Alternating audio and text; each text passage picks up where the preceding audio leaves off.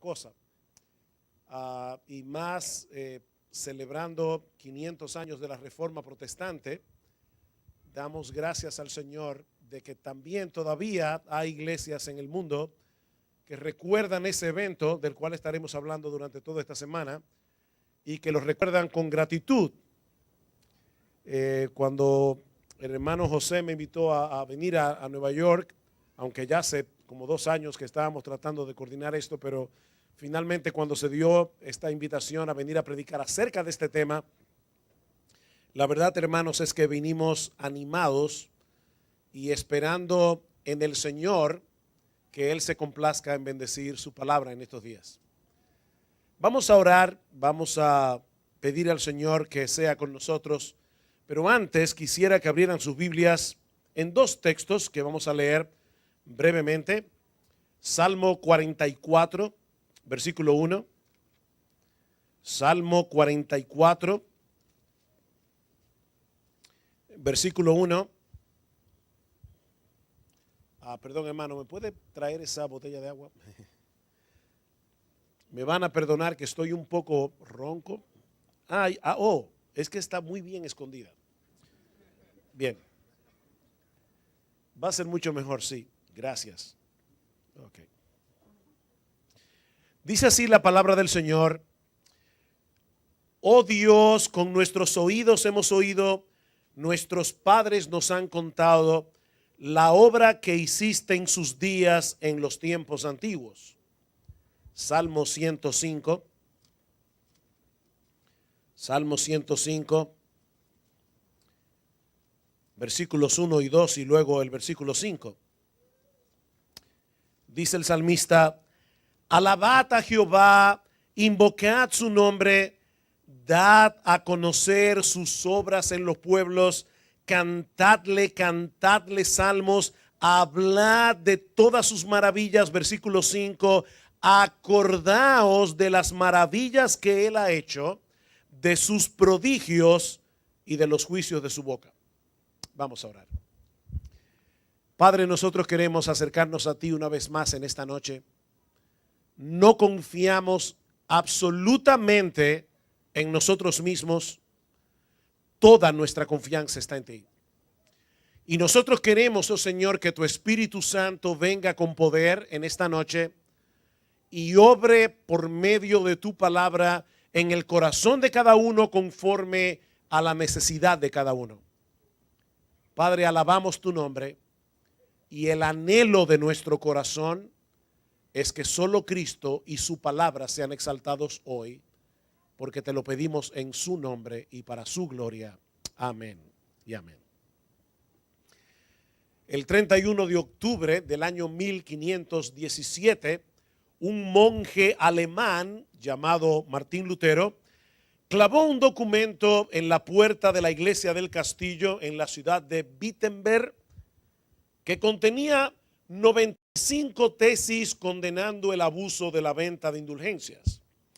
El documento estaba escrito en latín y era una invitación a los académicos de la ciudad universitaria a discutir este tema, así como en el día de hoy algunas personas usan el muro del Facebook para postear algún tema de discusión. En los días de Lutero se usaban las puertas de la iglesia. Así que si hubiera sido en el día de hoy, hubiéramos dicho que Lutero clavó o posteó 95 tesis en su Facebook, en su muro de Facebook. De manera, mis hermanos, que, y hablo del Facebook porque eso es de uso tan común en el día de hoy, no había nada revolucionario en la acción de Lutero. Nada que pudiera predecir el tsunami que habría de provocar este documento en toda Europa y que cambiaría para siempre el curso de la historia. Aunque Lutero no lo sabía, esa noche él estaba comenzando la Reforma Protestante. Lo que comenzó como una protesta contra el abuso de la venta de indulgencias terminó convirtiéndose en un movimiento impresionante de retorno a las Escrituras para purificar la iglesia cristiana de todas esas tradiciones que habían oscurecido el evangelio de nuestro Señor Jesucristo a través de toda la Edad Media.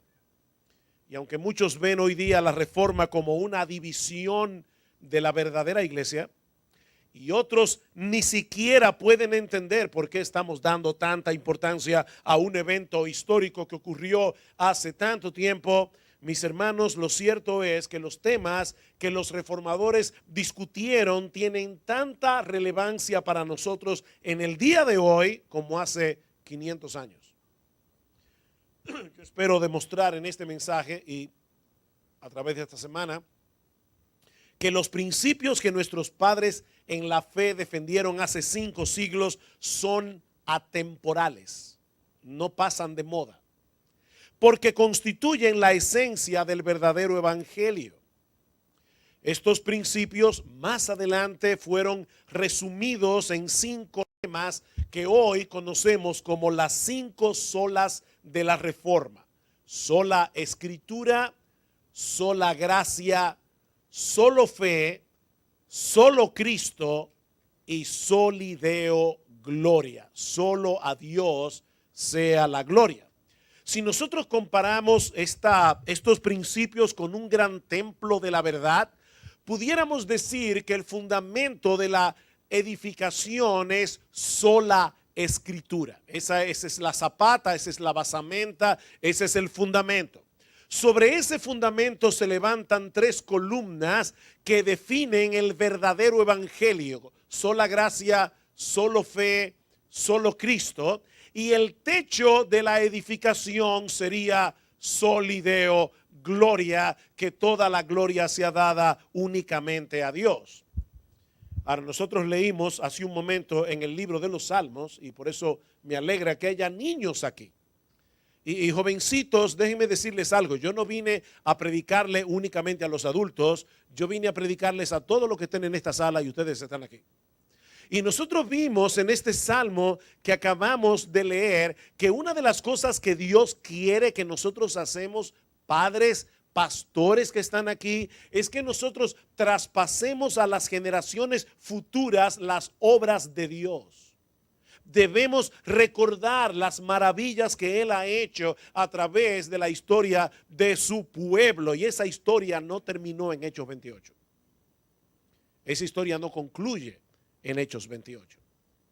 Y si hay algo que nosotros necesitamos conocer, celebrar y atesorar con mucho cuidado, es la obra extraordinaria que Dios llevó a cabo en el siglo XVI, como yo espero comenzar a demostrar en esta noche. Un historiador ha dicho correctamente que el meollo, la sustancia, el corazón, la esencia de la reforma es una discusión acerca de cómo podemos conocer a Dios y cómo podemos estar en paz con Él. ¿De qué se trata la reforma? ¿Cómo podemos conocer a Dios? ¿Cómo podemos estar en paz con Él?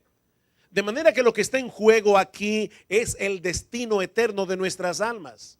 Nosotros estamos hablando aquí de la diferencia entre el cielo y el infierno. Los reformadores del siglo XVI, Lutero, Calvino, Zwinglio, ellos no trataron de crear una nueva religión. Ellos trataron más bien de regresar al fundamento de la iglesia, colocando la escritura como nuestra máxima autoridad. En otras palabras, ellos estaban convencidos, escuchen bien esto que voy a decir ahora, mis amados hermanos y pastores que están aquí en esta noche. Ellos estaban convencidos, y yo estoy convencido, totalmente convencido, de que la única manera en que la iglesia de Cristo puede avanzar hacia adelante es volviendo hacia atrás. La única manera en que la iglesia de Cristo puede avanzar hacia adelante es volviendo hacia atrás, es regresando al fundamento establecido por Dios en su palabra. De ahí la primera de las solas que veremos esta noche. Le comentaba a José cuando venía para acá que tengo un amigo en Colombia que me decía: en nuestra iglesia tenemos 5 solas y las quiero casar. Bueno, yo no estoy hablando de esas solas, estoy hablando de las solas de la reforma. Estamos hablando de sola escritura, sola gracia, sola fe, solo Cristo, soli Deo, gloria. Antes de pasar a considerar el significado de esta expresión, este lema sola escritura y su relevancia para nosotros en el día de hoy, permítanme tomar unos minutos para ver el trasfondo histórico de este lema sola escritura. Aunque varios factores se conjugaron para dar inicio a la reforma protestante, el factor detonante fue la venta de indulgencias, como decíamos hace un momento. Según la Iglesia Católica Romana, además del Señor Jesucristo, hay personas como la Virgen María y todos aquellos a quienes la Iglesia Católica considera como santos que acumularon un superávit de buenas obras que pueden ser transferidas a los que la necesiten. O sea, ellos tuvieron suficientes buenas obras como para llegar al cielo, pero también para ayudar a otros a llegar al cielo. Ese superávit de buenas obras es conocido por la Iglesia Católica como el tesoro de méritos y satisfacciones de Cristo, de María y de los santos, y es administrado por el Papa a través de las indulgencias. Lo que esto quiere decir, mis hermanos, es que debido a ese superávit de méritos, se pueden reducir los castigos temporales que los creyentes comunes y corrientes merecen por sus pecados en una especie de transferencia entre cuentas. Esas son las indulgencias. Como la guerra contra los turcos y la construcción de la Basílica de San Pedro requerían una enorme cantidad de dinero, en los días de Lutero, el Papa León X promulgó una gran venta de indulgencias. Y la persona encargada de promover en Alemania este singular negocio, por decirlo de alguna manera, fue un astuto y persuasivo fraile dominico llamado Johann o Juan Tetzel, que usaba su impresionante oratoria para capturar la mente de los ignorantes, prometiéndoles el perdón de todos sus pecados y la liberación del purgatorio de sus familiares muertos. No voy a hablar del purgatorio, pero es una doctrina increíble. Oigan lo que decía Tetzel. Las indulgencias son la dádiva más preciosa y más sublime de Dios. Esta cruz, él siempre andaba con una cruz de madera, esta cruz tiene tanta eficacia como la misma cruz de Jesucristo. Venid, oyentes, y yo os daré bulas por las cuales se os perdonarán hasta los mismos pecados que tuvieseis intención de cometer en el futuro. Increíble. De hecho, se cuenta la historia de un individuo que fue un vendedor de indulgencia y le dijo, dígame una cosa, si yo voy a cometer un pecado mañana, ¿cuánto necesito pagar? Y le dijo, bueno, depende del pecado, ¿qué tú vas a hacer? Y dice, bueno, robar. Y dice, bueno, son tantos ducados. Y él le pagó la indulgencia por el pecado que iba a cometer al otro día, y al otro día le robó el dinero al vendedor de indulgencia. Seguía diciendo Tetzel, no hay pecado por grande que sea que la indulgencia no pueda perdonar, ni aún el arrepentimiento es necesario. Y hablando de las almas de sus familiares muertos, Tetzel decía en su discurso, en una forma bien dramática, en el mismo instante en que la pieza de moneda resuena en el fondo de la caja, el alma sale del purgatorio. Oh, gente torpe y parecidas casi a las bestias, que no comprendéis la gracia que se os concede tan abundantemente. Y fue precisamente contra ese abuso que Lutero protestó en sus 95 tesis. Ahora, lo que yo quiero resaltar en esta noche es que en el trasfondo de esta controversia había un asunto mucho más fundamental. ¿Cuál es la base de autoridad sobre la cual podemos diferenciar con toda certeza la verdad del error en un asunto de doctrina? La Iglesia Católica Romana enseña que la Biblia es la palabra de Dios. No nos perdamos en eso. La Iglesia Católica dice creer en la infalibilidad de la Biblia, pero también en los concilios y en la tradición y en el Papa. Pero tanto Lutero como los demás reformadores descansaban únicamente en la Biblia como su única fuente de autoridad para resolver toda controversia. De ahí el lema sola escritura. En enero del año 1521, unos años más tarde, Lutero fue llamado a comparecer ante la Dieta de Worms delante de Carlos V, recién electo emperador del Sacro Imperio Romano Germánico. Era el hombre más poderoso de la tierra. En ese momento las dietas imperiales eran donde se trataban los problemas del imperio, y el Papa le pidió a Carlos V que por favor introdujera en la agenda de la Dieta de Worms el problema de Lutero. Así que Lutero comparece ante la Dieta de Worms pensando que iba a tener la oportunidad de defender sus puntos de vista. Pero para sorpresa suya, y yo sé que muchos de ustedes conocen la historia, solo se le permitió responder dos preguntas.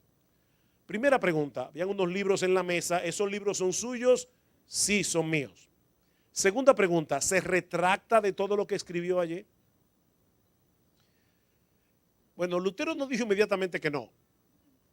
Lutero pidió tiempo para pensarlo.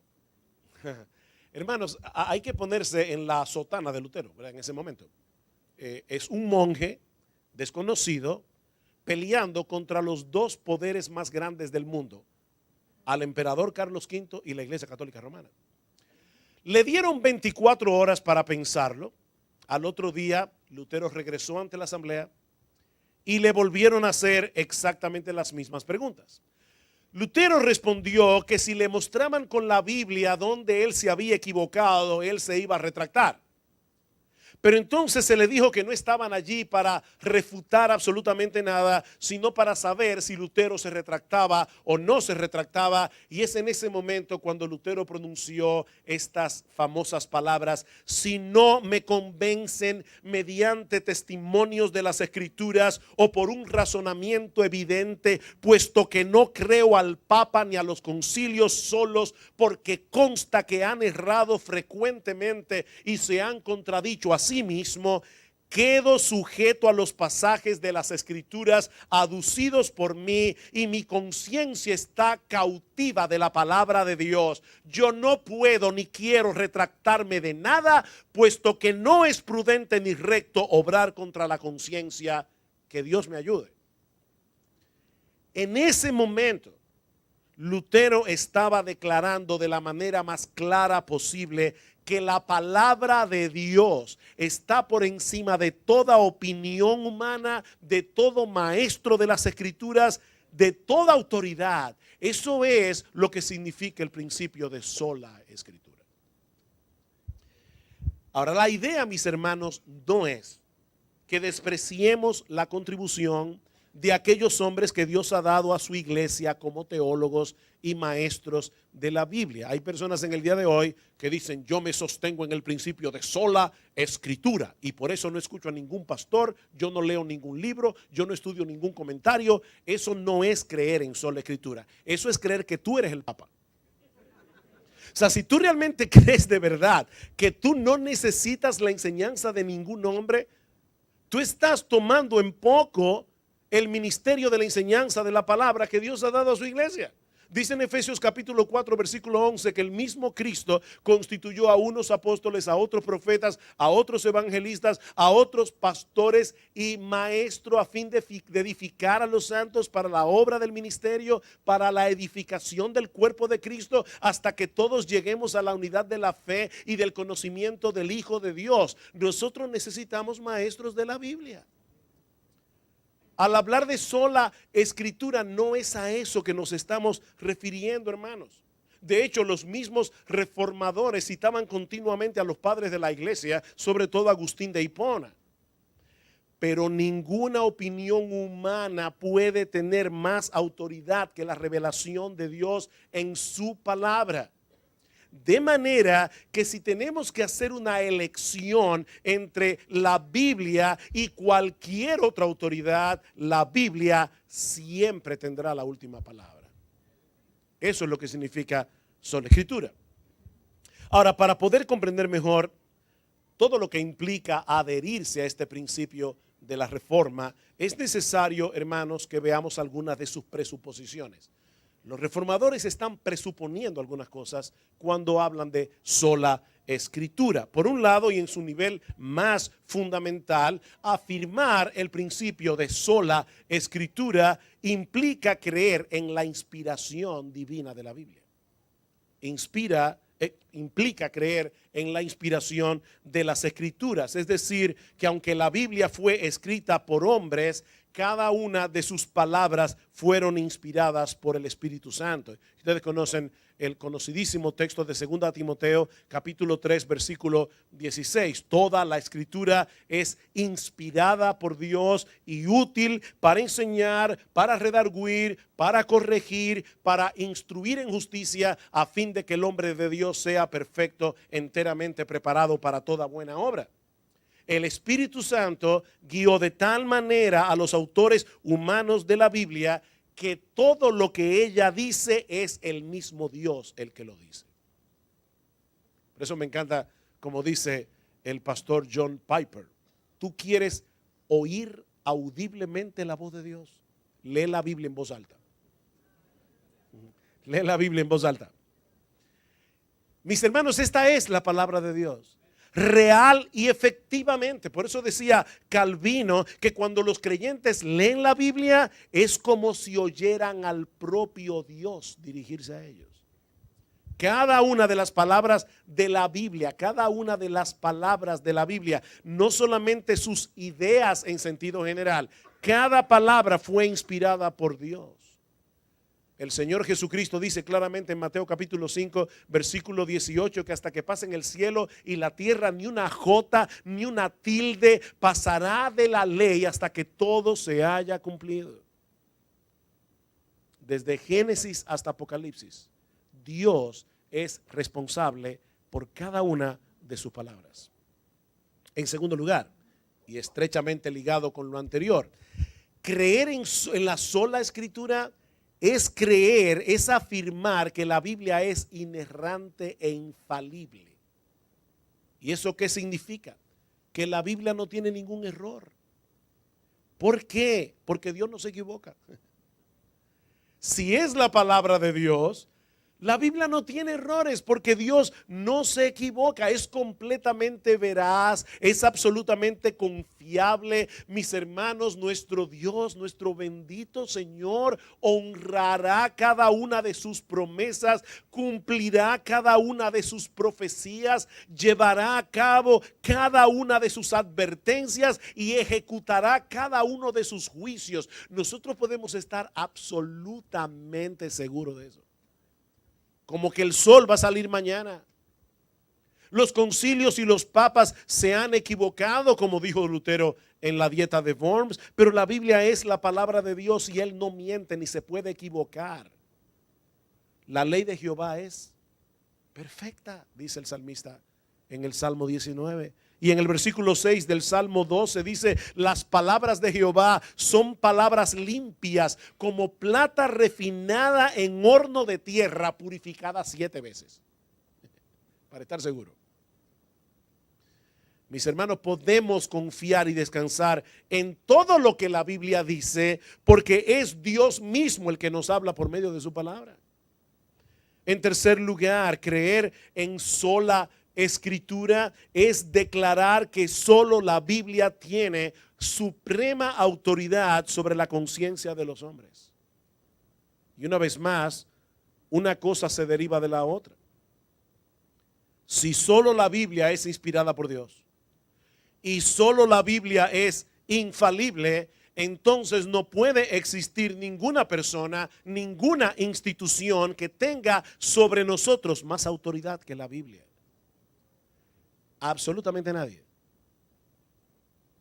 Es por eso que Lutero decía que colocar tu opinión por encima de la Biblia es en realidad levantarte por encima de Dios mismo. Pero eso era exactamente lo que estaba ocurriendo durante la Edad Media, ¿no es así? La tradición, los concilios, los papas tenían en la práctica más autoridad que la Biblia misma. Ahora, mis hermanos, por favor, no piensen ni por un momento que ese es un problema exclusivo de la Iglesia Católica Romana. Aunque las iglesias evangélicas dicen no creer en un papa infalible, ¿saben cuál es la realidad, mis hermanos? En muchos casos, que hay tradiciones que están por encima de la Biblia en las iglesias evangélicas. Y hay algunos pastores que en sentido funcional son casi papas. En la iglesia evangélica actúan de cara a la iglesia como si sus opiniones personales tuvieran la misma autoridad de la Biblia o incluso más autoridad que la Biblia. Pero si bien es cierto que los pastores tienen autoridad porque Dios mismo les dio autoridad, es una autoridad delegada, es una autoridad que se encuentra por debajo de la palabra de Dios. En estos días le decía a los miembros de nuestra iglesia en Santo Domingo que si alguno de sus pastores comenzamos a predicar algo que sea contrario a la Biblia o que no se encuentre en la Biblia y pretendemos amarrar sus conciencias a esas opiniones personales, ellos de ninguna manera pueden permitirlo. La iglesia no debe permitir eso. Escuchen lo que dice Pablo a los Gálatas. Estoy maravillado de que tan pronto os hayáis alejado del que os llamó por la gracia de Cristo para seguir un evangelio diferente. No que haya otro, sino que hay algunos que os perturban y quieren pervertir el evangelio de Cristo. Pero ahora escuchen esto, hermanos. Esto es el apóstol Pablo hablando. Mas si aún nosotros o un ángel del cielo os anunciare otro evangelio diferente del que os hemos anunciado, sea anatema, sea maldito de Dios. Como antes hemos dicho, también ahora lo repito, si alguno os predica un evangelio diferente del que habéis recibido, sea anatema. Ningún ser humano, ni siquiera un apóstol de Cristo, de los de verdad, no los de ahora, ni siquiera un apóstol de Cristo tiene derecho a torcer las escrituras.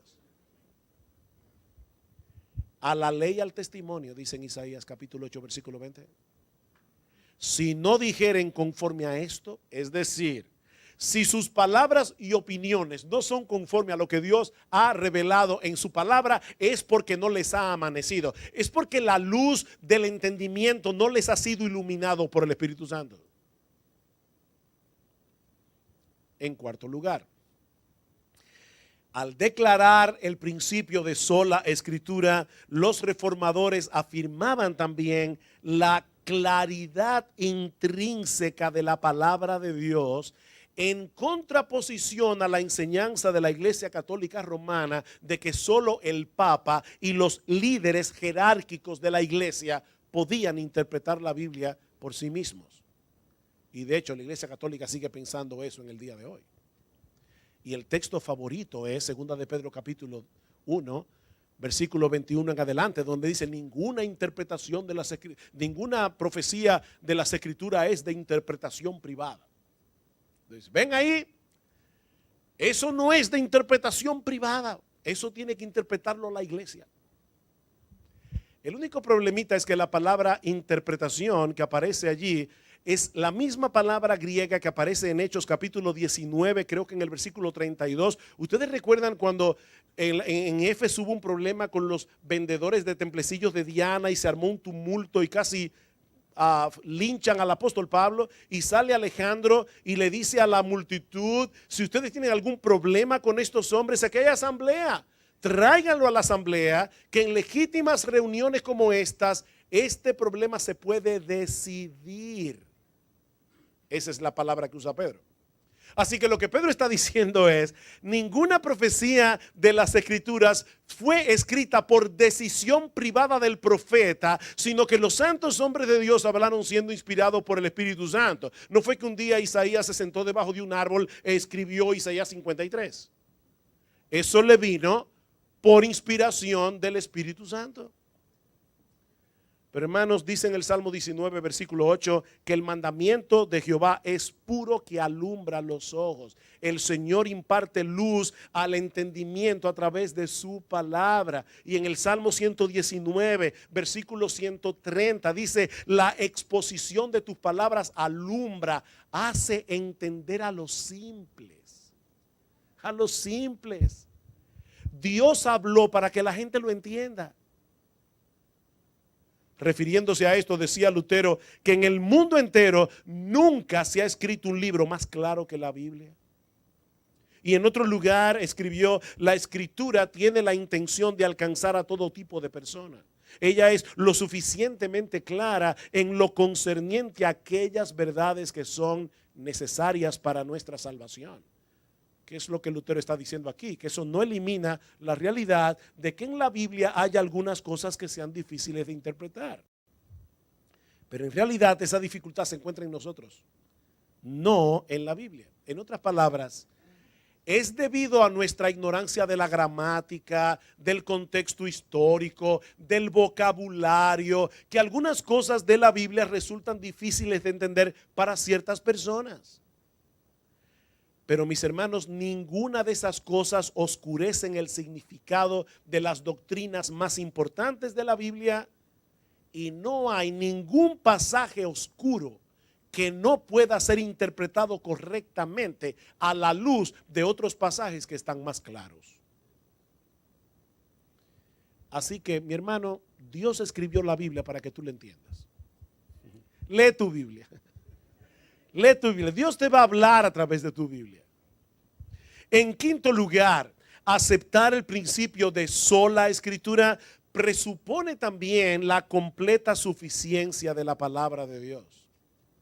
Si es sola escritura, es porque la Biblia es suficiente. ¿Y qué quiere decir eso? Eso quiere decir que la Biblia dice todo lo que tiene que decir para cumplir plenamente el propósito para el cual Dios la inspiró. O sea, la Biblia no es suficiente para que un médico sepa cómo sanar a un paciente. Porque la Biblia no es un libro de medicina. La Biblia no es suficiente para que un ingeniero sepa cómo calcular una estructura para hacer un edificio. Porque la Biblia no se escribió para ingenieros.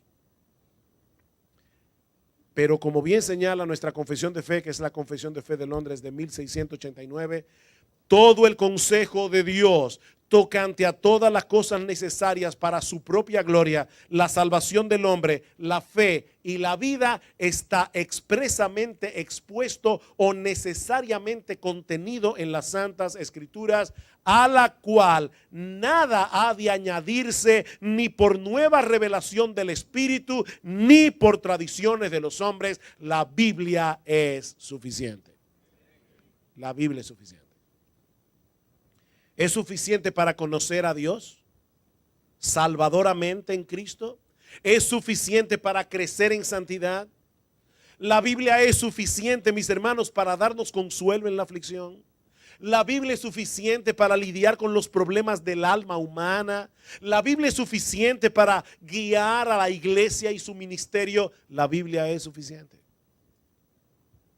Eso es lo que Pablo le escribe a Timoteo en el texto que citamos hace un momento. Timoteo, toda la escritura es inspirada por Dios y útil para enseñar, para redarguir, para corregir, para instruir en justicia, a fin de que el hombre de Dios, es decir, el pastor en la iglesia, alcance la madurez y esté enteramente preparado para toda buena obra.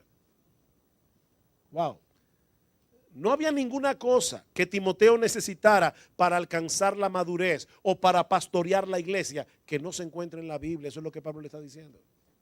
La Biblia es suficiente. En sexto lugar, aceptar el principio de sola escritura es reconocer que solo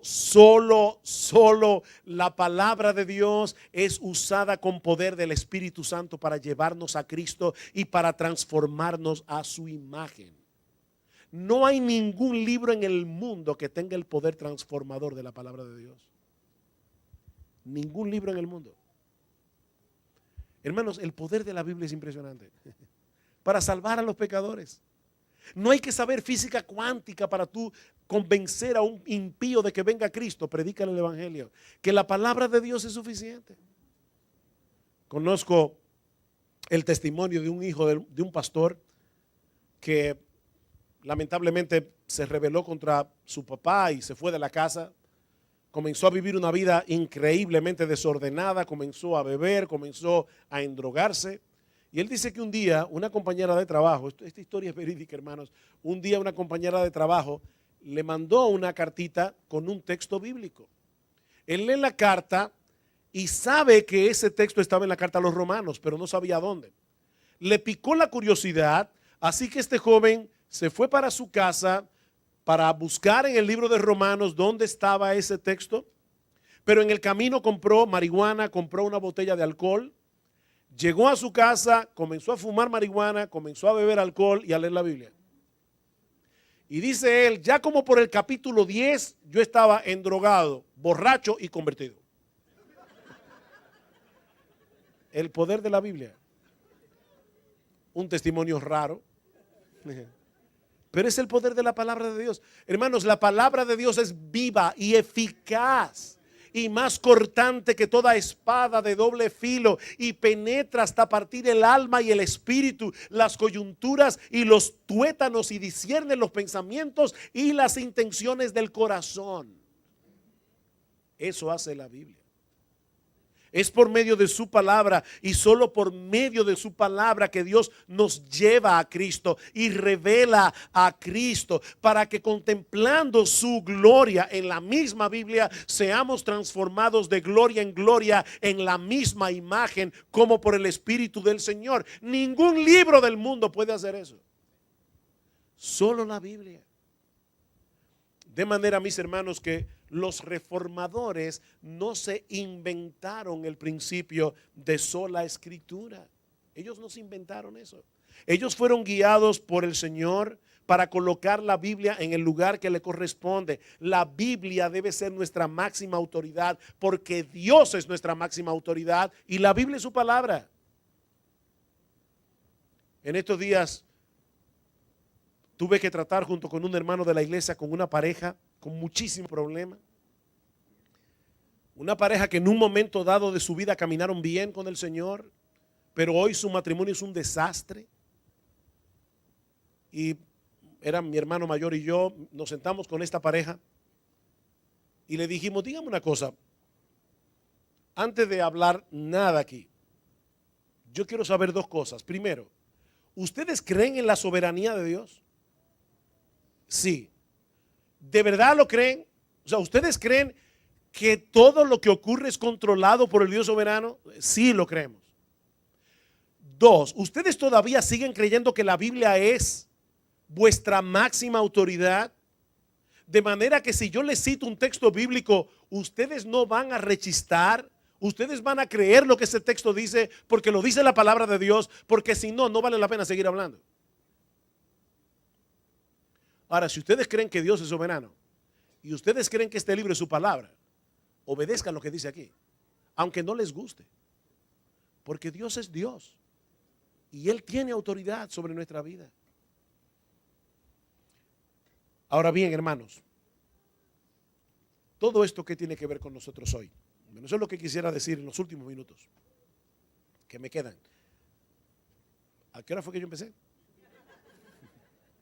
No, en serio, no es una pregunta retórica. Hace 5 minutos. ¿Recuerdan lo que decíamos al principio? Debemos celebrar la Reforma Protestante. Debemos atesorar el hecho de que el Señor haya guiado a los reformadores a volver a poner en alto el principio de sola escritura. Mis hermanos, al celebrar 500 años de la Reforma, nosotros no tenemos la intención de idolatrar a ningún hombre. Lutero tuvo errores, como todo ser humano. Calvino también. Y Zwinglio también. Y no ha habido ningún hombre en la historia que no lo haya tenido, excepto nuestro Señor. Pero lo cierto es que Dios en su providencia levantó a los reformadores en ese momento particular de la historia de la iglesia para que los creyentes que vivimos en estos últimos 5 siglos pudiéramos disfrutar de enormes privilegios que los creyentes de siglos anteriores no habrían podido ni soñar. Por ejemplo, Fue por la labor de los reformadores y por su plena confianza en el principio de sola escritura que hoy nosotros disfrutamos el privilegio de poder leer la Biblia en nuestro propio idioma sin ser encarcelados o llevados a la hoguera por eso. Tú sabes el tesoro que tú tienes en la mano por tener la Biblia en español. Eso era algo impensable durante casi toda la Edad Media. Muchos creyentes fueron llevados a la muerte por el único delito de haber traducido la Biblia al idioma común o por haber tenido en sus manos un ejemplar de esas traducciones. Fueron llevados a la hoguera por eso.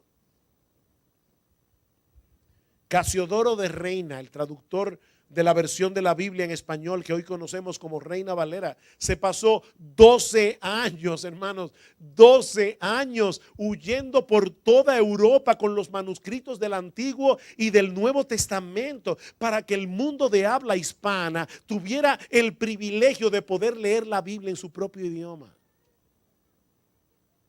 Y luego vino Casiodoro y se pasó 20 años revisando luego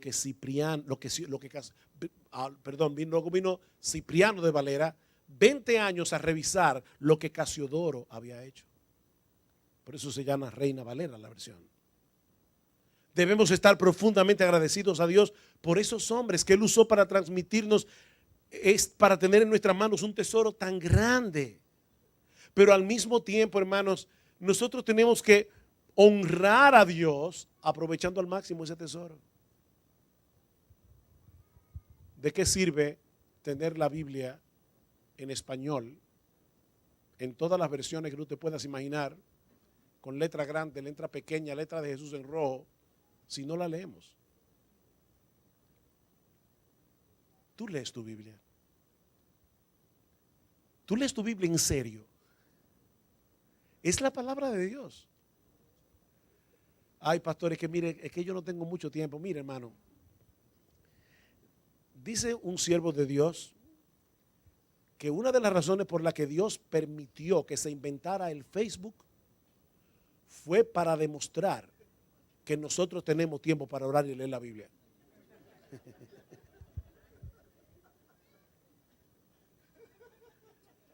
¿De verdad que tú no tienes tiempo para leer tu Biblia? Y más con todos los dispositivos inteligentes que nosotros tenemos en el día de hoy. Algunas personas dicen que esto es lo único inteligente que nosotros tenemos, pero hermanos, aquí tú puedes grabar tu Biblia y oírla mientras vas camino al trabajo, puedes leerla cuando tienes un tiempo libre. Hermano, honra el principio de sola escritura leyendo la escritura. Lee tu Biblia, hermano, medita en tu Biblia, memoriza tu Biblia. Procura sobre todas las cosas obedecer tu Biblia en dependencia del Espíritu de Dios, porque esa es la voz de Dios hablándote a ti. Dios te está hablando a través de su palabra. Por otra parte, es por el principio de sola escritura que hoy podemos adorar a Dios cada semana como iglesia de la manera como Él desea que su pueblo le adore y no conforme a tradiciones e imposiciones humanas.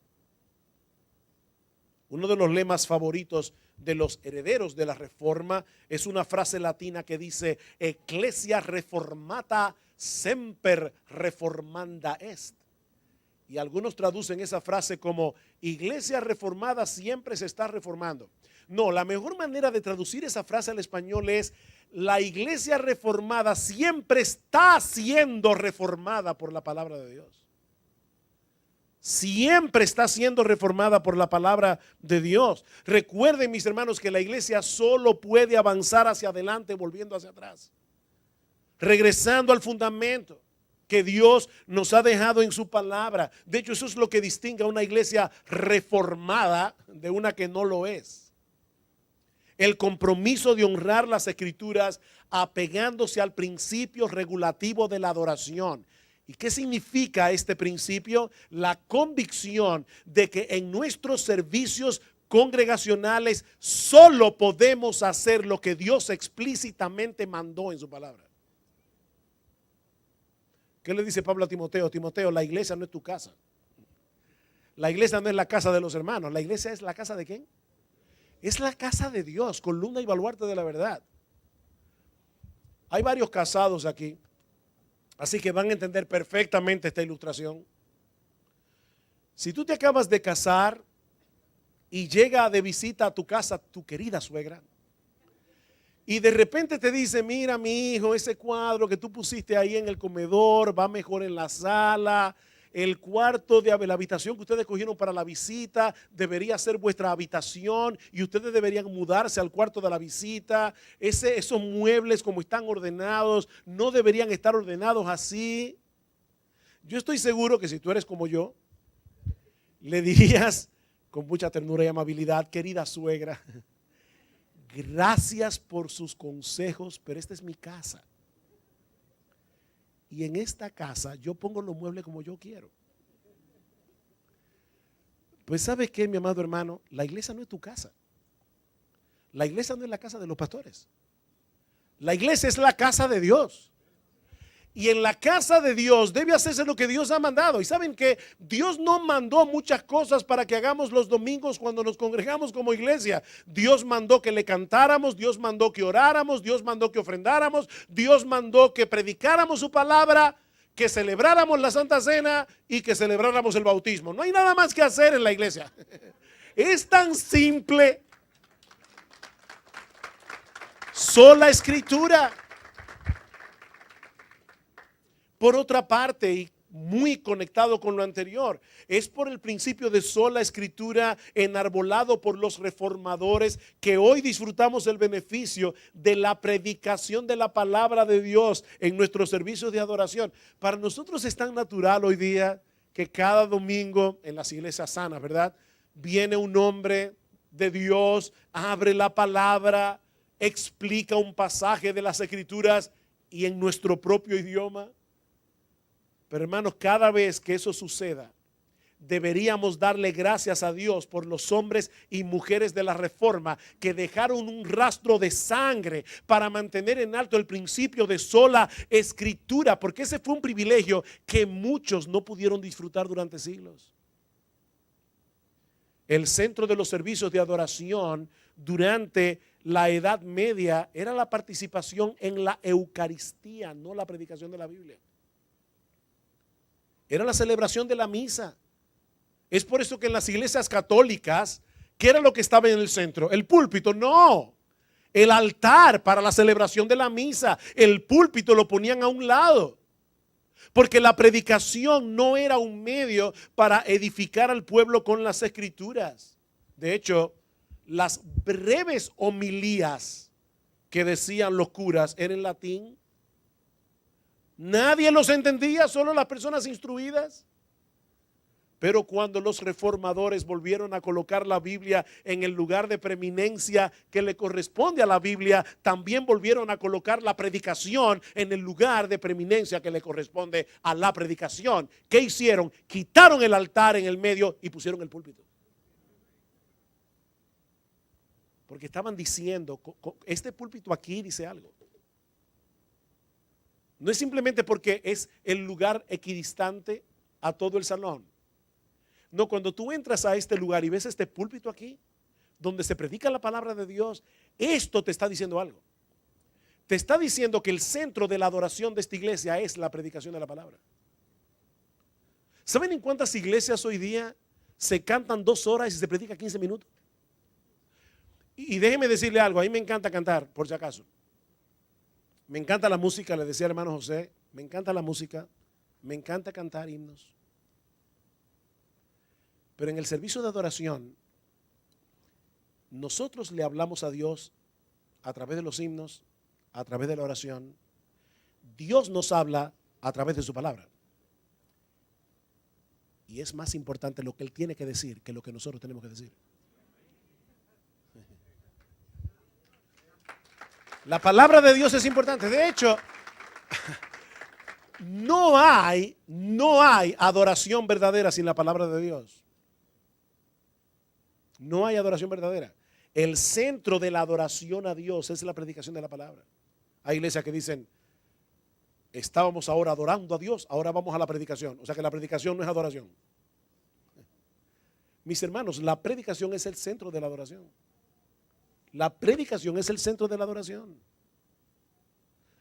Lamentablemente esa no es la realidad en muchas iglesias evangélicas en el día de hoy. Hay muchas cosas que han desplazado o han sustituido la predicación de la palabra. ¿Saben por qué? Porque han dejado caer a tierra el principio de sola escritura. Y es importante resaltar aquí que no son los líderes los únicos que deben mantener en alto esa bandera. Porque la iglesia no está compuesta únicamente de pastores. Son los miembros de la iglesia, junto con sus líderes, los que deben defender y mantener el principio de sola escritura. Déjame hacerte una pregunta para terminar. Mi hermano, es la palabra de Dios la autoridad suprema de tu vida. De tal manera que tú pudieras decir como Lutero en la dieta de Worms, mi conciencia es cautiva de la palabra de Dios. Nota que él no dijo, estoy convencido de que la Biblia es la palabra de Dios. No. Lo que él dijo fue, mi conciencia está atada de tal manera a la autoridad de la palabra de Dios que prefiero morir antes que dejar caer a tierra una de sus doctrinas. Y yo te pregunto otra vez, ¿está tu conciencia atada a la Biblia de ese modo? Por encima de cualquier otra autoridad humana, por encima de las tradiciones e incluso por encima de tus propias opiniones o de la inclinación de tu corazón. Es cada vez más evidente en tu vida la autoridad de la Biblia en la relación con tu esposo, con tu esposa, en la relación con tus hijos, en tu trabajo, como miembro de una iglesia, en el uso de tu tiempo, de tus recursos, de tus dones, de tus talentos. Tienes un alma sensible a la palabra de Dios.